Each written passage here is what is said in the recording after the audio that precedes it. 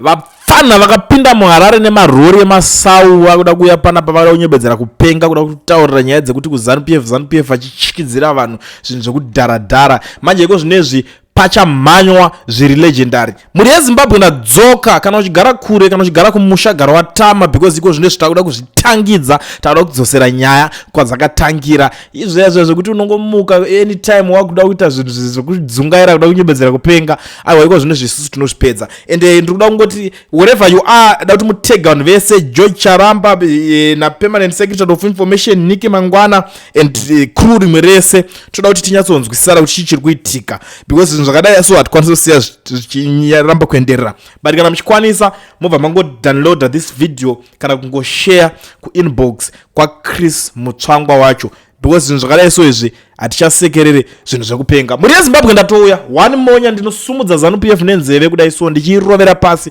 kuiti bwa.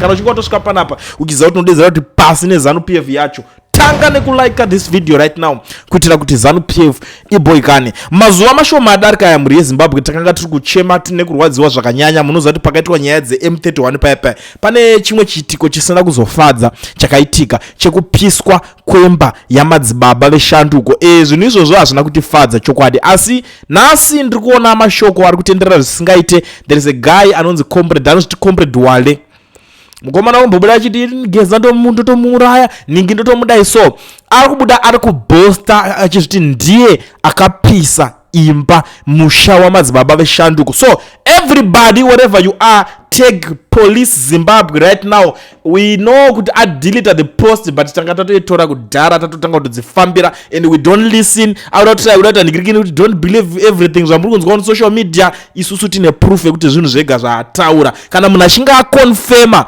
ngasungwe because kupisa imba yemunhu kana musha wemunhu zvinhu zvinosungisa.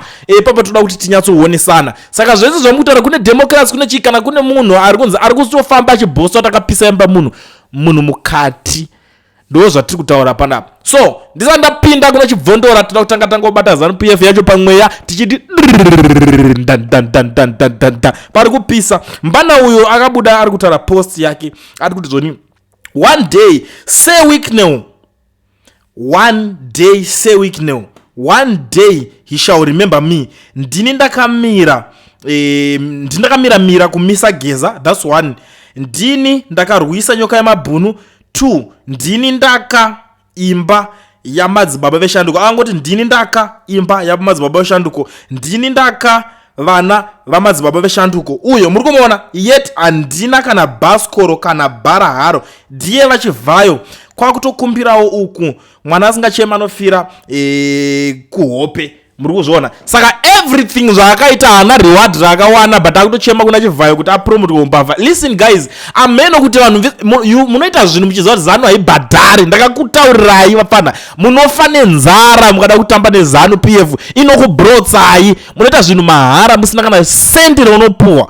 Munotozviziva kuti ZANU-PF haibhadhari but ndopa munobuda muchinopisa dzimba dzevanhu, ndopa munobuda muchinorova vanhu, munobuda muchichikidzirana nana geza muchiti geza ndinomuraya. Ungaurayawo veterani zvaro iwewe munhu wekuti panguva yacho iwewe pavakatoenda kuhondo pamwe baba vako vanga vasati vakutogona kuita zvemabhebhi kana kutoti baba vako futi vanga vasati vazvarwa wobva wanzoda kumisawo veterani riri kuita zvinhu zvaro. Vanhu vacho veZANU yacho pakatangwa ZANU vanongotokudzwa kuti ZANU kuti izotanga yakanobatanidzwa nechii, yakanobatanidzwa nechii kuti izonzi kwakuitwa ZANU. Handiti mukuzviona but zvinhu zvese izvozvo nenyaya yeubharanzi munongosvika muchida kungohakira zvinhu padhuze kungobatira zvinhu mumhepo muti aiwa takutovanhu takutoprotecta musangano. Iwe munangagwa wamuri kuprotecta achembera haana kana 20 years manje anenge asisipo panyika. Mukunzwisisa, anenge kutoenda chaiko kutoenda inenge yatonhorondo. The same person wamuri kuprotecta iye manje anenge atozorora asisipo, asichatorarame, asisipo chero pachigaro pacho. Unozonoti wakafira mahara. Chivhayo wamuri kuswera muchiitira dzvene hapana paangambobuda publicly achinzi ari kukuriwarda kuti wakapisa imba yemunhu. But reward iri kufanira kupuwa this man, ngaadzidziswe this young man. Ada kupuwa chinonzi chematsenga nzungu nepolice kana iri police kuZimbabwe. take them right now, let them know, let them see this nonsense yaangataura on social media. Ngazviende ikoko. That young man is in Zimbabwe right now. Saka kana police iri police yevanhu ngaisateerere zvisina nebasa rese. And I'm sure kuti police kana kwakareport kwa nyaya yamadzibaba Veshanduko kwacho kwakanovhurwa madhoketi acho hapasisina need yekuswera kutsvaga suspect. Ngavangonanga straight kune munhu apupura ega zvichida pamwe mweya abatwa mbumweya akatoona kuti ganditaure kuti ndini ndakazvinozviita.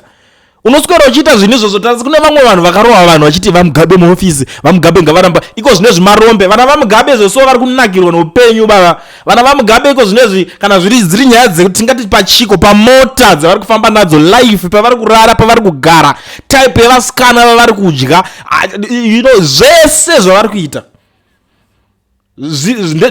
top notch. It's top notch. Iwewe zero wakawana chii wakashandira politician mahara izvo zvotaura kuti wakaningirina ime Madzibaba Veshanduko uchida kupuhwa chii nani uchida kuwana chii Munangagwa abhadhare ndokana ndichikudzai vechidiki musatry zvenyu kuda kuita zvinhu muchifadza Munangagwa usapare mhosva uchida kufadza Munangagwa because abhadhare.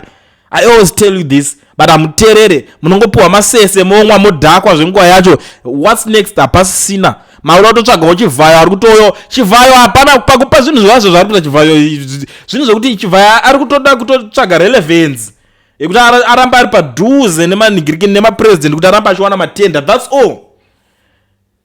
Ndikusapota ZANU-PF this way ndikuningira ndichibatsira vana vemusangano. Do you think kuti anopenga zvokuti anokudzwa kuti chivhayo wacho ngaakupeka toda kuona mota yacho ndo munhu uyu ndiye munhu achafa achisekwa achafa achinhuhwa zvisingaite. Zvakaoma wedwe kupisa imba yemunhu iwewe uchitemba kuti chivhayo anokupa nhingirikini wakamira pai chaizvo chaizvo kana iko kukanzira hatisisina rudo hatisisina mwoyo. Imba out of zvinhu zvese kwakuti imba yemunhu ndapisa ndini ndakanhinginda saka one day chivhayo achandirangarira. Anokurangarira achikurangarira nei? Mwana anochema kuita enda unoshanda kufutafuta zvisina nebasa rese. Munhu akafutafuta ngaashandise nyama idzodzo kutsvaga mari. Enda unosumudza zvinorema uitewo mari. Enda unotsiga masimende enda shanda zvinhu zvinoshandwa. But ndimi vanhu mopinda politics muchida mari hapana chamuchawana muchadhakwa nenzara. Ukutoenda kwakatomirira kuti chivhayo chakurangarira chivhayo wacho ndiye akakutuma kuti enda unopisa imba yemunhu iwewe. This is bullshit, absolutely nonsense. Unotoona vamwe vachiomberera vachisekera zvinhu zvakadaro ukaona une hama inotolerera zvinhu zvakadai so tambira kure naye because anything anogona kuita zvese panguva yese. Chii chakadaro kuti nyadzisa kuti shoresa munobva kupi mimi? Une mwoyo kuti uri muZimbabwe chaiwo iwewe unomira uchiti wapisa imba yemunhu iwewe woti saka ndakuda kurewardwa. What kind of stupid reward are you talking about? Iye wacho anokureward anenge akamira pai. ZANU-PF yacho imimi vese vapfana vasara vari kurana green zemuZANU-PF ndo zvacho here izvozvo. Imimi vakomana vakaita sana Tino Machakaire ndo uchairman wacho ndo zvinhu zvamuri kuleader vanhu here mesa naJohn Paradze imimi. Zvimwe zvese I don't have any problem with you especially na Tino Machakaire na John Paradze but kana makusiya vapfana vachiita zvinhu zvakadai ndo leadership yacho yamuri kuita ireyo. Ndizvo here ndo toti panguva yaMachakaire pane munhu avaipisa dzimba dzevanhu vachitobhosta nyora on social media kungori youth leader. What kind of legacy unosiya pakadaro? Machakaire you must do something. John Paradze you guys you must do something. Discipline vanhu vakanoita zvinhu zvakadai. So what kind of stupid is that? What kind of nonsense? Handichandamboziva kuti nonsensical thing munhu kutodikitira kutoti ndakazodendika ndipeiyo chakati enda unoshanda fuck off. Handiti ZANU-PF uri kudefenda iri bho saka uri kutamburire chii kana iri bho uda kumirire kupuhwa mota. Why uchidaita mota yekupuhwa kana ZANU iri right? Tengaka vamwe vanhu vari kutobhosta neZANU-PF vari kutozvitengera vega. Look at vanhu vese vari kuti ma youth leader nani vamwe vese hapana kana hwana anombobuda chiti chivhayo nditengere because vanoafoda. Inini myself I don't have any problem kuona munhu akaita kana sa Owen Muda wewe achinakirwa nelife achisimbisa ZANU-PF. Why? Because life yake right haasi kukumbira chinhu anotodeserve kuramba achitaura izvozvo notiti iwo zvako pfumbuwo zvayo iri kutoti nhuhwira wototaura kuti iwo iri right wopedza kuti ndakatodai so wakatotadzira vanhu ndakatopisa imba yanhingi uramba uchisekererwa nani. Kudhara takateerera vanhu veZimbabwe toda kufanira kuti tive vanhu vari sober mese munofanira kuti against munhu anoita zvinhu zvekupengereka zvi. Handitolerate such nonsense. Handisekerere zvinhu zvakadaro. Handisekerere muri usina kuibva mashura simba yakabhoilizwa nonsense.